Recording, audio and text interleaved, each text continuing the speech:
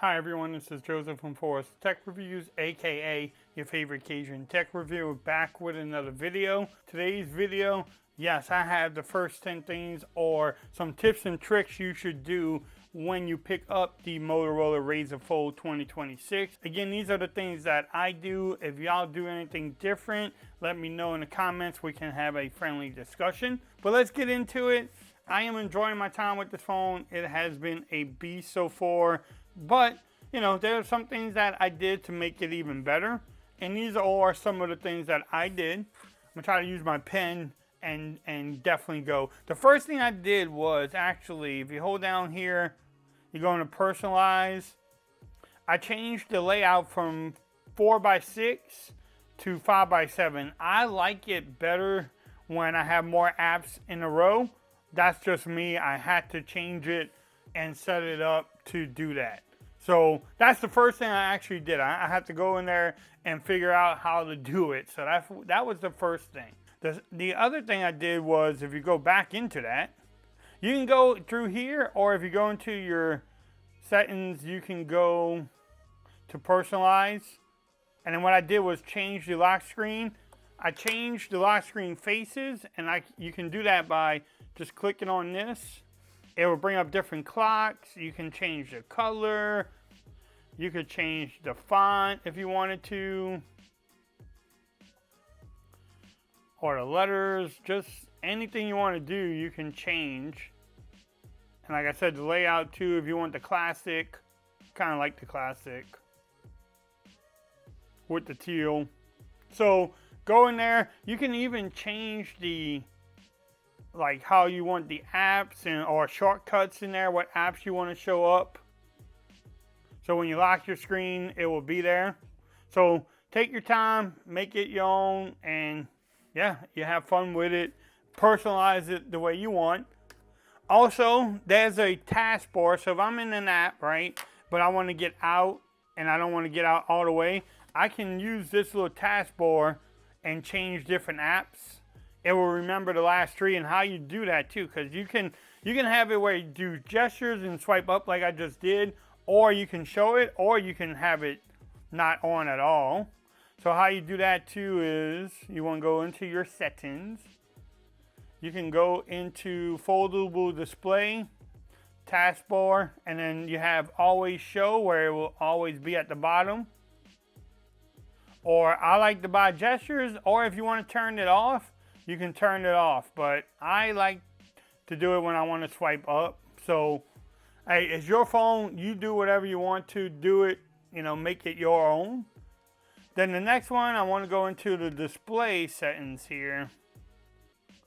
And here you can do a lot. You can put it in dark theme, or you can, you know, put it in light mode. The dark mode is the best.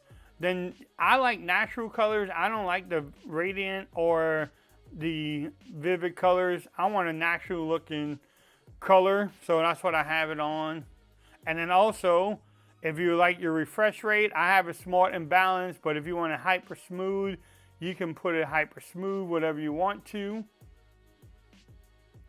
This one says with meter battery consumption. If you want it hyper smooth, you can do that too. Let's try that out.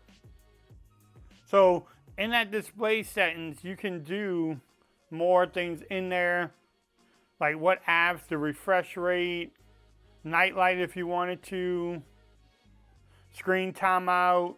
So there's a bunch of things in there that you can do in this display setting. So go make it your own, do what you want to do to it.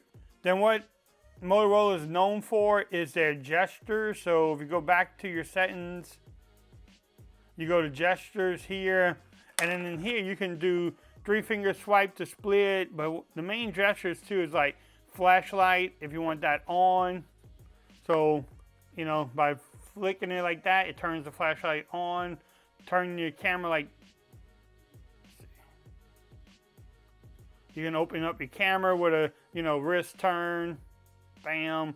I like those two, but you don't have to have them on if you don't want them on there, but I highly recommend. And then you can do different ones too. You can even double tap the back for certain things too. There's different things you can go in there and set up. You can do Motorola AI, take a screenshot, switch to the, you can even open an app. Let's see, let's try that out. Let's just say Chick-fil-A. I don't know why. So if I have this, I have it closed, and it brings up Chick-fil-A. So go in there, make it your own. I don't know. I'm going to leave it on there. I don't really touch the screen that much, but in the gestures, go in there, pick the ones you want to use and the ones you don't. But that's why I like Motorola, because they have so many different things you can do with gestures in there also. Oh, and then back in there too, with the gestures, you want to set up the power key. So right now I have the power menu. If I hold and press, it brings up that, but it had it as the digital assistants. This one, if I double press, it brings up the wallet, or you can do the camera. Whatever you want to do, go in there and set it up. And the same thing with the AI button. If you go back, you can set up the AI button. Right now I have it press and hold. You get Motorola AI, and then the other one says catch me up. It's like a briefing thing. I don't really use the AI button, but if you want to, you can set it up. Then the other thing I did was go into the battery settings here.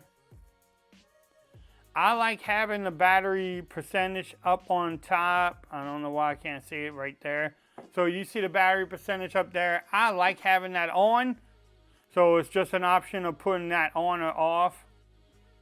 That's up to you. But you can go in here and change the battery protection.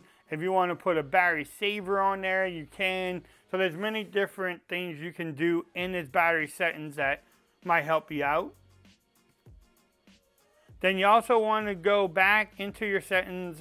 I don't know why I keep on getting out. So sound and vibrations. So in here, the main one that you want to go to is Dolby Atmos.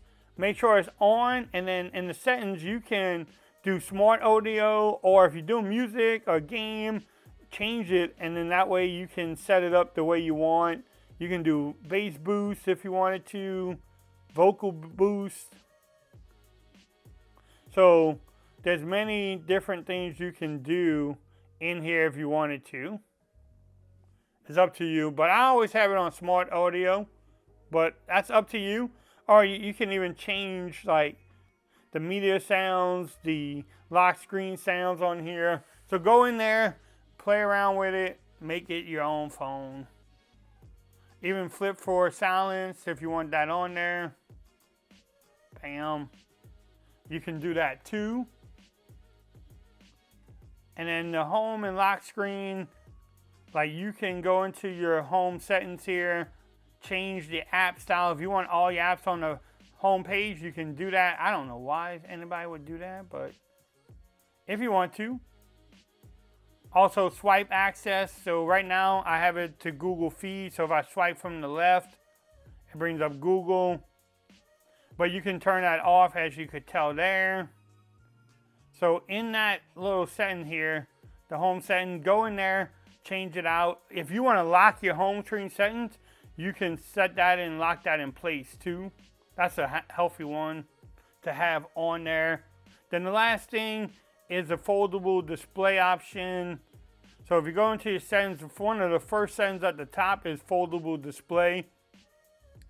You can decide if you want to do split screen or not, how easy it is, how to swipe it with 3 fingers.